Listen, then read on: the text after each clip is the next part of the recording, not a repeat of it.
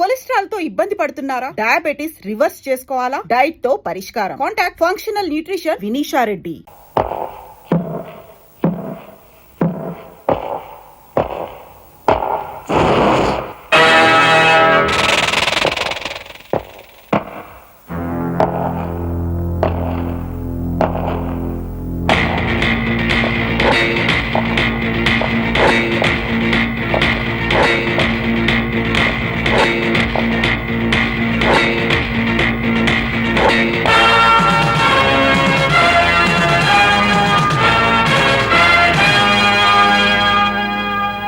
Leader, వీళ్ళందరి గురించి క్షుణ్ణంగా నాకు తెలుసు. ఈనాటి ఈ సమాజంలో మాలాంటి యువకులు నిరాశ నిస్పృహలతో ఇలా తయారవడానికి కారకులెవరు? మీలాంటి చీడ పురుగులే పురుగులే పురుగులే పురుగులే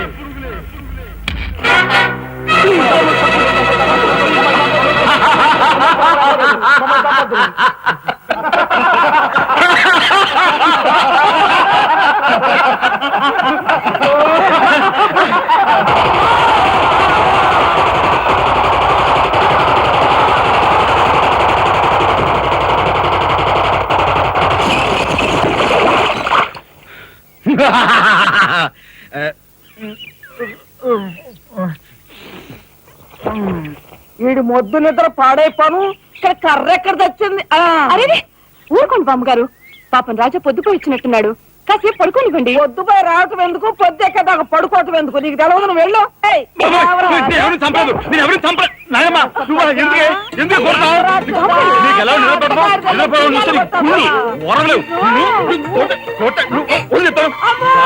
నిద్రపోనకుండా కొట్టుకొని పైగా చేస్తుంటావు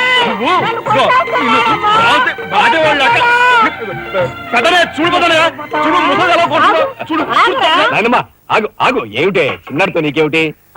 నువ్వు నీ పెళ్ళ పెట్ట గారాబం చేయబట్టే ఆడు సోంబేర్లా తయారయ్యాడు. సోంబేరి గింబేటి ఆగండి. మిట్ట మధ్యాహ్నం దాకా పడుకోవడం మూలంగా ఇంటికి ఉపయోగం, దేశానికి ఉపయోగం తెలుసా? దేశానికి? అవును మరి. నాలాంటి వాళ్ళకి ఉద్యోగం రాకపోవడం వలన స్ట్రైకులు చేసి బస్సులో తగలబెడతామా? అలాంటివి ఏమీ చేయకుండా యువతలు నిద్రపోవడం మూలంగా దేశానికి ఎంత ప్రశాంతత. ఏమిటినైనా లాభం ఏమ్మా, కాళీ సంపాదన లేనోడు 3 పూట్ల మెక్కితే ఇంటికి ఎంత ఖర్చు? అందుకే అర్ధరాత్రి వచ్చి మిట్ట మధ్యాహ్నం దాకా నిద్రపోతాను. దాని మూలంగా రాత్రి భోజనం, తెల్లారి కాఫీ, టిఫిన్లు నీకు ఆదా కాదా? ఏనా ఇక పెద్దనయ్య అంటావా? వాడు మధ్య తరగతి మనిషి, బోడు బరువు బాధ్యతలుంటాయి, 10 మందికి సమాధానం చెప్పుకోవాలి కాబట్టి పొద్దునే లేవాలి. ఇక సీతమ్మ లాంటి వదులంటావా? ఇంటి చాకరీ బోర్డు అంత ఉంటుంది, ఆవిడ పొద్దునే లేవాలి. ఇక చిన్నయ్య, ఇదిగో వీడు ఒక పుస్తకాల పురుగు, ఎప్పుడెప్పుడు ఐఏఎస్ పాస్ అయిపోదామని ఉంటుంది కాబట్టి తను పెందడే లేవాలి. ఇక చిన్నపిల్లలు పొద్దునే ఆడుకోవాలి, చదువుకోవాలి కాబట్టి వాళ్ళు పెందడే లేవాలి. నువ్వు నేను ఎందుకే పెందడే లేవటం? నా మాట విన్నాయనమ్మా, నువ్వు నాతో పాటు అర్ధరాత్రి వరకు గాలి తిరుగుడు తిరిగి ఇంటికి వచ్చి నిద్రపోయి లేటుగా లేచావనుకో, ఇంటికి ఖర్చు తగ్గుద్ది, నాకు నీ దశ తగ్గుద్ది. ముదిరిపోయావురా చిన్నబాబు, నీళ్లు తోడుతున్నా వచ్చేసి. ఎంత పొగర్రా నీకు? ఉదయంతో చాకరీలు చేయించుకుంటావా? ఏంటి దొడాలి, సబ్బెట్టాలి, రఫాడించేస్తానేమనుకున్నావు? నువ్వు చేయాల్సిన పనులు ఉదయంతో చేస్తావు, నేను నిన్ను కేకలు పెడతావు అనుకుంటే నువ్వు ఎదురొస్తావా? అయినా ఈ వయసులో నువ్వు చేయాల్సిన పనులు ఏమిటి? ఏంటయ్యా? నాకు సేవలు చేసుకోవటం. ఏంటి? తాతయ్యకి ఎలాగో సేవలు చేయలేదు, నాకు సేవలు చేసుకో. దేవుడు మెచ్చి నీకు స్వర్గ దూరాలు తెలుస్తాడు. నిజమేనట్లా చిన్న నిజమే ముసుదానా?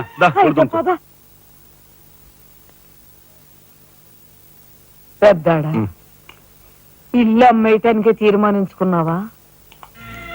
అమ్మకి తప్పేటట్లేదు నానమ్మా. మనకున్న అప్పులకి ఇల్లు కాదు కదా, ఈ వీధి మొత్తం అమ్మినా ఏమీ తీరం. నువ్వు నోరు మీరా? ఆడి మాటలకేం గాని మీ తాతయ్య రెక్కలు బొక్కలు చేసుకుని ఇల్లు కట్టించాడురా. నా బొందులో ప్రాణం ఉండగా అమ్మ నేను నన్ను చంపుకు తిన్నంత ఒట్టే. ఈ మాత్రం దానికి అంత పెద్ద పెద్ద మాటలు ఎందుకు లేనమ్మా? అమ్మలే ఆ తిప్పలేవో నేనే పడతాను. అన్నయ్య, అసలు గొడవేమీ లేకుండా నేనే చదువు మానిస్తే? అయ్యి బాబోయ్, భలేవాడివే. చదువు మానేస్తానంటావేంటి? నువ్వేదో కలెక్టర్ అవుతావు, ఇంటెల్ పాదిని ఉద్ధరిస్తావు అని మేమంతా నీ మీద ఆశ పెట్టుకుంటే తప్పురా అన్నయ్య, ఆ పని చేయకు. అవును, ఇప్పుడు నీ అయ్యే చదువుకి ఎంత ఖర్చు అవుద్ది? ఢిల్లీ దాకా వెళ్ళాలంటే 500 ఖర్చు అవుతుంది. ఆ పైన ఎగ్జామ్ ఫీజు, ట్యూషన్ ఫీజు, పాత బాకీలో కలిసి కనీసం 25,000 అవుతుంది. 25,000? మా బాబే అంతేనా? 25,000 అంటే ఇదిగో మా పెద్దనే సర్దుకుంటాడులే నువ్వు సర్దుకో ఆడు సర్దుకోకపోతే నువ్వు సర్దుకుంటావా నువ్వు ఇష్టం మాట్లాడు నువ్వు భోంచే. మాకు తెగదలేస్తుంది ఏ, నువ్వు భోంచేరా? మాట్లాడతావా? నానమ్మ, చూడు, మోసం. నానమ్మ, నువ్వు ఊరుకో. ముందు వాడు భోంచేది ఒరే రాఘవ, ఏ పరిస్థితుల్లో నీ చదువు ఆగిపోవడానికి వీలేదురా. ఎంత ఖర్చైనా సరే డబ్బు సంగతి నేను చూస్తాను. నువ్వు నీ ఏర్పాట్లో ఉండు. అదిగో వచ్చారు నీ గాడిద గ్యాంగ్. ఊసే గాడిద వచ్చి మేసే గాడిదని చెడగొట్టిందంట. మెయిట్ అయిందిగా, ఇక లేచండు. నాయనమ్మా సాయంత్రం వచ్చేసరికి మునక్కాయ కూరలో ఉప్పు చేపేసి ఉండి పెట్టవా ములక్కాయన్ని ఉప్పు చేప వండి పెడతా. ఎలే కొంటిదానా మీ తాత ఇట్టగా ఏడ్పిస్తూ తినేవాడు రా. ఈడు అన్ని ఆయన పోలికలే. ఏంటి ఈ రోజు మన ప్రోగ్రాం? ఏముందిరా షారా మామూలే. ముందుగా ఉద్యోగాల వేట, ఆ తర్వాత అమ్యూజ్మెంట్ పార్క్, కొడుకుసే వాళ్ళకి ఇల్లు చేరుకోవడం. హిందూ వదనకే మీ ఓటు. మన ఆడికి రాజకీయాలంటే ఇంట్రెస్ట్ లేదు కానీ అప్పట్లో మనందరం కలిసి హిందూ వదన జిందాబాద్ అని ఉంటే ఈ పాటికి ఒక్కొక్కడికి 10 ఉద్యోగులు ఉండేవి. హిందూ వదన జిందాబాద్. బోలో స్వతంత్ర భారత్ కే, బోలో స్వతంత్ర భారత్ కే. నమస్కారం ఎస్పీ గారు. నమస్తే. హాయ్ చుక్కి. ఏమండి ఒక కేసు తెచ్చాను, మర్డర్ చేసి పెట్టాలి. ఏమయ్యా సిద్ధాంతి, నీకేమైనా మతిపోతుందా? మద్దళ్ళ గురించి పోలీసు వారి ముందు జంకు గొంకు లేకుండా మాట్లాడేస్తా. ఆయన దగ్గర మనకు జంకెత్తుకండి, ఆయన పళ్ళు ఆయనకు ముడుతూనే ఉందిగా. ఎటు వచ్చి ఓ పక్క మర్డర్ చేసి చూపిస్తున్నాను, మరో పక్క మరణ మొత్తాలు పెడుతున్నాను. నా విషయంలోనే కాస్త చిన్నదో చూస్తున్నారు. ఇది ఏమైనా బాగుందో చుక్క? మా సిద్ధాంతి శనిగ్రహానికి ఎక్కువ, శుక్రగ్రహానికి తక్కువ. చదువు నవ్వుని పళ్ళుని ఒకేసారి మూసేయి. ముందు ఈ కేసు మాఫీ చేసే పని చూడు. ఏదిరా ఒకటే ఉంది. ఏ ప్యాడ్ పెట్టుకొచ్చా కక్కుర్తి.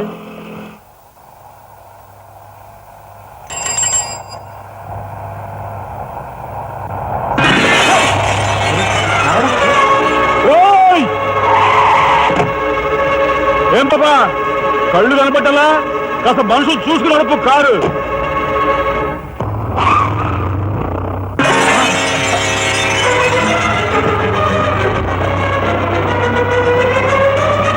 ఎంత పొగర్రా దీనికి.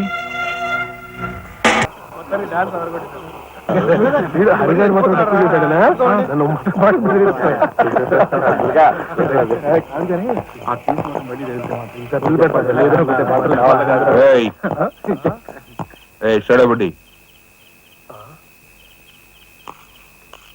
ఏంటి సార్? ఎక్కడి నుంచి రాస్తున్నారు? అమ్యూజ్మెంట్ పార్క్ నుంచి.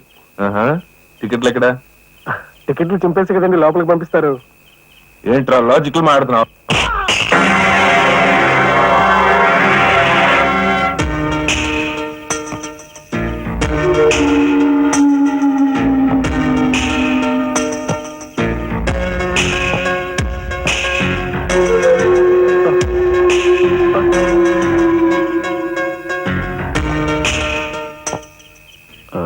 ఎందుకు సార్ మా వాడిని కొట్టారు? పక్క వీధిలో కార్మిక నాయకుడు మర్డర్ జరిగింది. ఆ మర్డర్ చేసింది మీరే కదరా?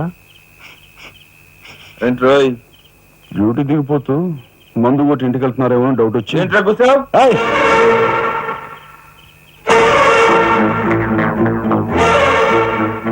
అసలైన నేరస్తులు పట్టుకోవడం చేత కాకపోతే యూనిఫామ్ తీసేసి ఇంట్లో కూర్చో.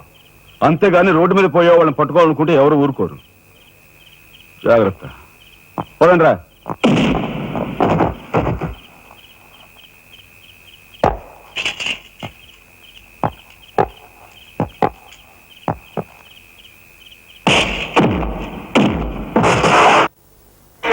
పోలీస్ ఇన్స్పెక్టర్ అయ్యి ఉండి వాళ్ళతో దెబ్బలు తింటాను నీకు సిగ్గులేదు? 24 గంటల్లో ఆ గ్యాంగ్ ని పట్టుకుని పోలీస్ స్టేషన్ లో పెట్టకపోతే? రామయ్య, వాడేదో నీ పోలికలతో పుట్టాడు కదా అని కాస్త గారాబం చేశాను అంతే. నెత్తి కూర్చున్నాడు. ఏ లోకల్లో ఉన్నావో ఏమో.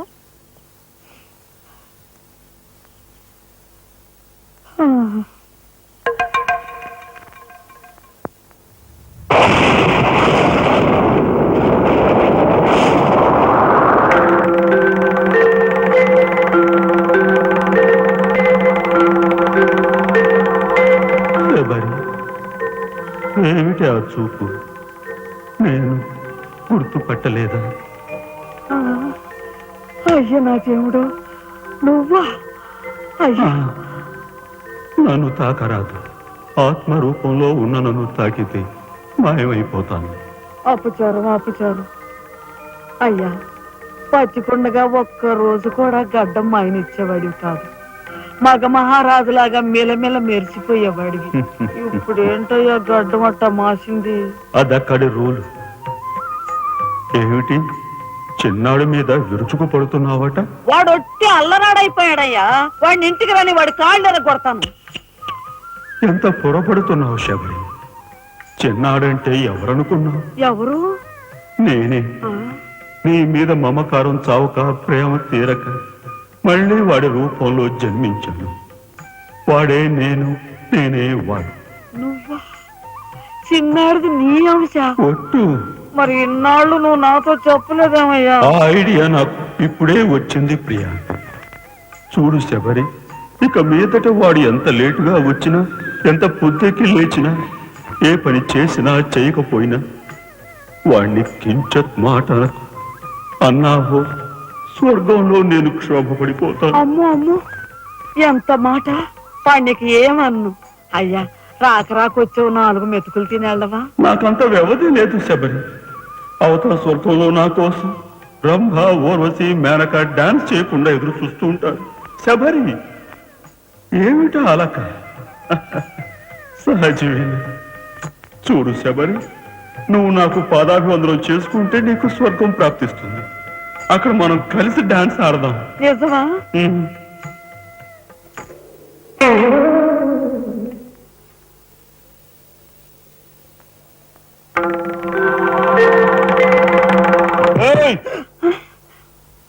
వస్తున్నా వస్తున్నా వస్తున్నా. తలుపులు బాత్తుడు వినపట్లా? ఏదో లోకంలో ఉండి ఏదో లోకంలో రఫ్ ఆడించేస్తానేమనుకున్నావు? భోజనం చేసావా? ఇంకా పడుకోలేదే? నువ్వు వస్తావని. నేను వస్తానని అర్ధరాత్రి వరకు నా కోసం ఎదురు చూస్తుంటే నీ ఆరోగ్యం ఏమైపోతుంది? పడుకో. ఏమిటా చూపు? పడుకో.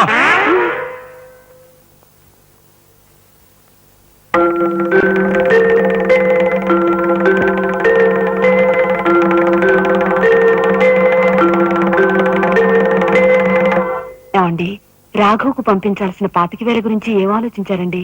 అదే అర్థం కావటం లేదు లక్ష్మి. ఆ 25,000 సంగతి అలా ఉంచు. కనీసం ట్రైన్ ఛార్జీలకైనా ఇచ్చి 4-5 రోజులు ఎలాగోలా ఆ 25,000 పంపిద్దామని చెబుదామన్నా ఈ 500 అయినా పుట్టేటట్లేవు. ఒక పని చేయండి, నా దుద్దులు తాకట్టు పెట్టి. వద్దు లక్ష్మి, వద్దు. ఈ సంగతి తెలిస్తే రాఘవ అసలు చదివే మానేస్తానంటాడు. నేనే ఇంకో ప్రయత్నం ఏదైనా చేస్తాను. గురు, బ్రహ్మాండమైన ఐడియా. ఈ డొక్కు కెమెరా అమ్మేస్తే కనీసం 200 రావచ్చు. నేను 10th క్లాస్ పాస్ అయినప్పుడు మా నాన్నగారు కొనిచ్చిన వాచ్ ఇది. ఇది అమ్మితే 100 గ్యారంటీ. ఈ కళ్ళజోడు ఉండ్రే, ఇవన్నీ అమ్మగా వచ్చిన డబ్బుతో కనీసం మా అన్నని ఈ రాష్ట్రం కూడా దాటించలేం. ఇంకా 5 రాష్ట్రాలు దాడాలతాను. అదేంటి చూడండిరా. 2,000కి 1 రూపాయి తక్కువ అయితే కిట్టదురా అంటే జిడ్డులో పట్టుకుంటారు. అయ్యో, ఏం జెంట్లమెన్ గారు, ఏంటి గొడవ? ఏం లేదు బాబు, మా ఇంట్లో అద్దెకున్న మనిషిని ఖాళీ చేయించి పెట్టవయ్యా అన్నాను. కాస్త రవిడేజం చేసి దానికి 2,000 అడిగాడు. కొంచెం తగ్గించుకోవయ్యా అన్నాను. చాకి లంపకాయ కొట్టాడు. ఇదిగో మధ్య బేరం, 1000 రూపాయలు ఇస్తావా? నీ ఇల్లు ఖాళీ చేయించి పెడతాం. 1000 రూపాయలా? అయితే పదండి. ఏంటి పదండి, అవన్నీ మా వల్ల కాదు, మా గురువు వల్లే అవుద్ది. అడ్డుకో. నమస్కారం గురువు గారు. 1000 రూపాయలకు మంచి బేరం ఒప్పుకున్నాం గురువు. నువ్వు కొంచెం రౌడీజం చేసి ఇల్లు ఖాళీ చేసి పెట్టాలి. రౌడీజం చేసి పెట్టాలా? రఫ్ ఆడిస్తాయో అనుకున్నావా? పాపం ఆయన ఇల్లు ఆయన ఖాళీ చేసి పెట్టడంలో తప్పే ఉంది. న్యాయమే కదా, ఒప్పుకో గురు ప్లీజ్. అంతేనంటావా? సరే బాబు, ఒక మాట, అది సామాన్యురాలు కాదండి. రాలు అంటున్నాడు. కొంపదీసి ఆడదా? అవునండి. ఆడదాని మీద నా ప్రతాపం చూపించడమా? సిగ్గులేదు. పోతలే. బాబు, మీరు ఒక్కసారి వచ్చి చూడండి. అది ఆడది అనుకుంటే మీరు తలొకతోనూ నన్ను తన్నండి. ఇదెక్కడ ఆడదురా అనుకుంటే మీ హెల్ప్ మీరు చేయండి, మీ డబ్బులు మీరు తీసుకోండి. పద.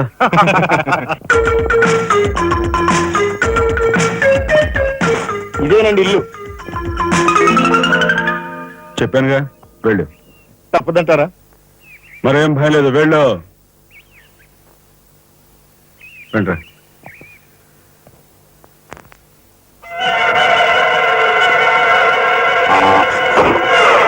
ఏరా మా ఫ్యామిలీ రోడ్డు మీద ఉందమ్మా. అందుకని ఆగ్రహాలు వస్తారా?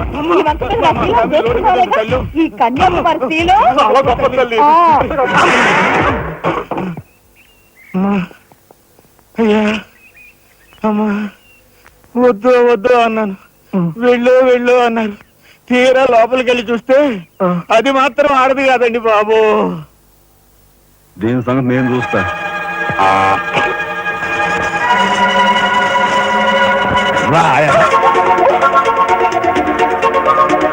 ఏ పిల్లడా, ఏయ్, నా చేయి పట్టుకుని బజార్కి లాగేంత మగాడువా నువ్వు? ఎంత ధైర్యం నిన్ను! ఏయ్, ఏయ్! కోట చేయి చూసేది అంత రఫ్ ఉందా? నాతో పెట్టుకోకు, రఫ్ ఆడించేస్తా. నువ్వు నాతో పెట్టుకోకు, నీ పని చెప్తాను. సూరమ్మత, అప్పాయమ్మ, వెంకయ్యమ్మ, సీతమ్మత. పొడుస్తా. పీకు, నీ బోర్డు పీకు. ముయ్, ఈ కత్తి ముయ్, పొడుస్తా. బోర్డు పీకో. కత్తి ముయ్. బోర్డు పీకో. రాయ్, మీరు లోపకెళ్ళంట్రా. దీని తాలూకా ఏ దొరుకుతా తీసి బయటపడండి. హలో మేడం, ఒక్క ఫోటో. Just wait. గొంతు పొడుస్తా. పోలకే పీకో.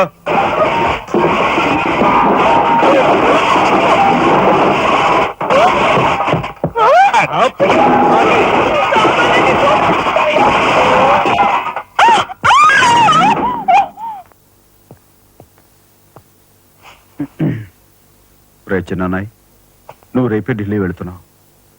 వారం తర్వాత ఆ 25,000 నీకు అన్నయ్య పంపిస్తాడు. ఇదిగో నీ ప్రయాణ ఖర్చులు 500. ఏంటి అన్నయ్య ఏమన్నాడా? అన్నయ్య ఆజ్ఞ అనుకో, నా రిక్వెస్ట్ అనుకో, ఇస్తున్నాను తీసుకో. ఈ డబ్బు నీకెక్కడిది? యక్ష ప్రశ్న వెయ్యొద్దు, ఇస్తున్నా తీసుకో. అంతేగాని ఎక్కడి నుంచి వచ్చాయి, ఎలా వచ్చాయని డీటెయిల్స్ మాత్రం ఆ అడగ. డబ్బులు నీకు ఎక్కడైరా? చెప్పానా, యక్ష ప్రశ్న అడుగుతున్నది నేను. ఎక్కడదా ఈ డబ్బు నీకు? అన్నయ్య చిక్కు చిక్కు. అదే ఈ డబ్బు ఎక్కడదా నీకని అడుగుతున్నాను. చెప్పరా? అలా దబాయిస్తా ఉంటానే. నేను దొంగతనం చేసినట్టు, జోబులు కొట్టేసినట్టు. అయితే రౌడీ చేసి సంపాదించావా? నాన్న రౌడన్ గాను. అయితే అప్పు చేసావా? అది చేయికి ఇది చేయికి ఇంతలో నేను నీకు ఇంత డబ్బు ఎలా వచ్చిందిరా? ఏమిట్రా పెద్దోడా దబాయింపు? వాడు ఏం చెప్తే అది నిజం. వాడు ఎవరనుకుంటున్నావు? సాక్షాత్తు అన్నయ్య, ఇప్పుడు వివరాలు ఏమీ అడగద్దు, అన్ని తర్వాత వివరంగా చెప్తాను. వివరంగా చెప్తాడు. వదినా తప్పు. వదినా, వదినా. ఏం బాబు? ఇదిగో వదినా, అన్నయ్య కోరిక ప్రకారం నీకు పట్టు చీర, బంగారు నగలు. బంగారు నగలు? బంగారు నగలు అంటే బంగారు లాంటి గిల్ట్ నగలు. అయితే రాత్రి మేము మాట్లాడుకున్న మాటలు. అన్నయ్య, ఇప్పుడు వివరాలు అడగద్దు, అన్ని తర్వాత వివరంగా చెప్తాను అన్నానా? ఇప్పుడు వివరాలు ఏం అడగద్దు, తర్వాత అన్ని వివరంగా చెప్తానన్నాడా? ఆ వివరాలు నేను చెప్తాను. ఇది ఇంటి దాకా వస్తుందని తెలిస్తే అక్కడే నరికి పాతేసేవాడిని. ఎవరమ్మా నువ్వు? సామాన్తో పడు దిగిపోయా?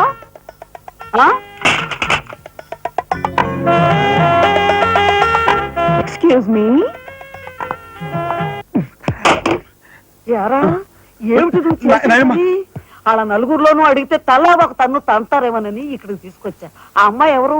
ఆ అమ్మాయికి నీకు సంబంధం ఏమిటి? నాయనమ్మ, నిజంగా నాకు ఎలాంటి సంబంధం లేదు. ఏం సంబంధం లేదా?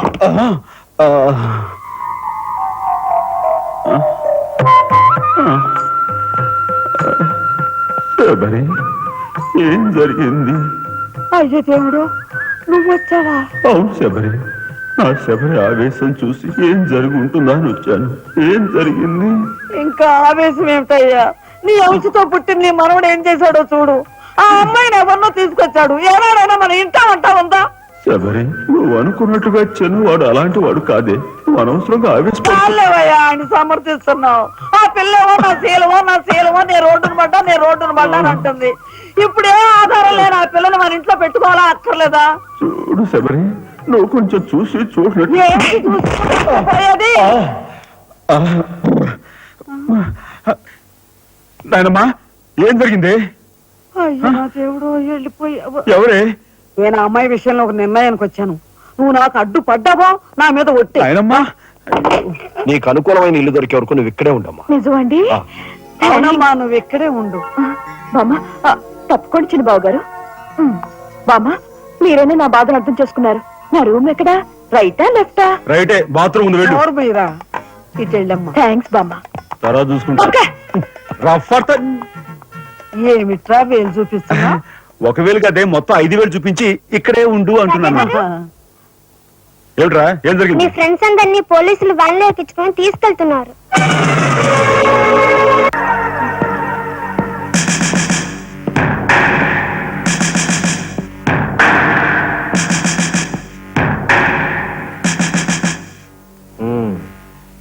నువ్వేనా తొట్టి గ్యాంగ్కి లీడర్వి? తొట్టి గ్యాంగ్ కాదు, అనుకుంటే ప్రాణాలు తోడే గ్యాంగ్. ఆ ప్రాణాలు తోడే గ్యాంగ్. అందుకే ఆ కార్మిక నాయకుడు ప్రాణాలు తోడేశారు. అవునా? ఏమిటి? మర్యాదగా నేరం ఒప్పుకో, లేకపోతే మేమేం చేస్తాం మాకే తెలియదు. మీకే తెలీదా? పాపం ఆయనకే తెలియదంట. ఏమిట్రా వెటకారం? ఉండేలా ఉంది. సార్ ఆగాలి.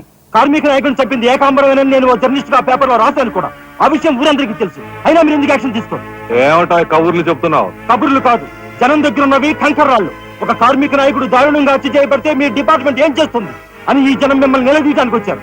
దోషుల్ని లోపల పెట్టి తగిన విధంగా శిక్షించి అసలు విషయం రాబడుతున్నాం. ఇందులో మేము వచ్చారు. ఎవరండి దోషులు? నీ ఉద్యోగులైన యువకులు ఈ పోలీస్ వాళ్ళకి దోషుల్లా కనిపిస్తున్నారా? నిజమైన దోషులు ఎవరో నేను చెప్తాను. నా దగ్గర కొన్ని ఆధారాలు ఉన్నాయి. మీకు చావుంటే చేయగల దమ్ముంటే వాళ్ళని పట్టుకోండి. అంతేకాని అమాయకులు నిర్బంధించి రాక్షసంగా ప్రవర్తిస్తే మా పత్రికా లోకం చూస్తూ ఊరుకోదు. నిజాన్ని నిర్భయంగా రాసి దేశానికి సార్ చెప్తుంది. సభాష్ మిస్టర్ దాసరథి, మీలాంటి జర్నలిస్టుల వలన నిజంగా దేశానికి ఎంతో మేలు జరుగుతుంది. Thank you very much. నిజాలు తెలుసుకోకుండా ఇలా పశువులా ప్రవర్తించి మీ పోలీస్ డిపార్ట్మెంట్ పరువు తీకు. సిగ్గుచేటు. పోలీసులు, పోలీసులు, పోలీస్ డిపార్ట్మెంట్, పోలీసులు, పోలీసులు, లోపల రండి దాసరథి గారు. మీ దగ్గరున్న ఆధారాలతో చట్టానికి సహకరించండి. రండి. కమ్. ఏమయ్యా జర్నలిస్టు, నాలాంటి వాడితోనూ ఎస్పీతోనూ తగువ పెట్టుకుని ఎందుకయ్యా చావు కొని తెచ్చుకున్నావు? మనిషిని చంపటం ఆటవికం. You are right. అందుకేనయ్యా నువ్వంటే నాకు చాలా ఇష్టం. చచ్చిపోయే ముందు కూడా ఇలా రెచ్చిపోవడం దేశంలో ఎంతమందికి సాధ్యం? తమ్ముడు, వీడు దేశానికి పనికొచ్చే జర్నలిస్ట్ లా ఉన్నాడు. వదిలిపెట్టేద్దామా? ఊరుకోనయ్యా, మనల్ని ఎండగట్టి వాడి పేపర్ సర్క్యులేషన్ 3,000 నుంచి 30,000 పెంచుకున్నాడు. తమ్ముడు చెప్పింది నిజమే. మమ్మల్ని బజారుకి ఇచ్చి నీ పేరు ప్రతిష్టలు పెంచుకున్నావు. మరి మా పరువు ప్రతిష్టలు కూడా మేము కాపాడుకోవాలి కదా. అయినా మనిషిని చంపేయడం అంటే సరే కానీ